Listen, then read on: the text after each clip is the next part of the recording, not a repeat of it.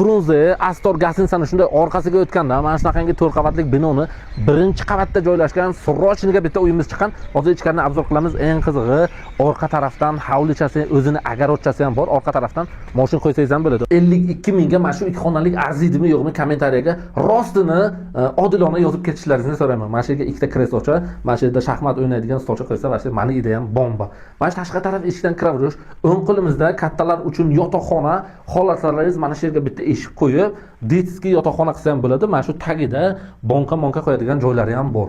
Bu razdelli bo'ladi. Ko'plar aytadiki, ichma-ich bo'lmasin uylar, alohida kiriladigan deganlar uchun mana shu video aynan siz uchun yana bitta xonasi, bu zavq hisollaringiz ham bo'ladi. Har bitta xonasiga batareyasi bor, terezasi bor. Buni maza qiladigan joyim, mana operator ko'rsataman. Maza qiladigan joyim. Mana shu kuxinni mana shu yerga o'tirib yeydigan joy qilsangiz bo'ladi, ugalok qilib. Eng qizig'i mana o'zingizni orqa tarafda mashinangizni qo'yadigan mana shunaqangi o'zini joyi bor. Masalan, mana bu voyish qilib mana shu yerga uzun-puzun yetishtirsangiz ham bo'ladi. 52 ming, 2 xonali, kvadrati 55 kvadrat. Kimga qiziq bo'lsa, pastdagi nomerlarga Srochni aloqa chiqing, bir kunga sotilib ketadi.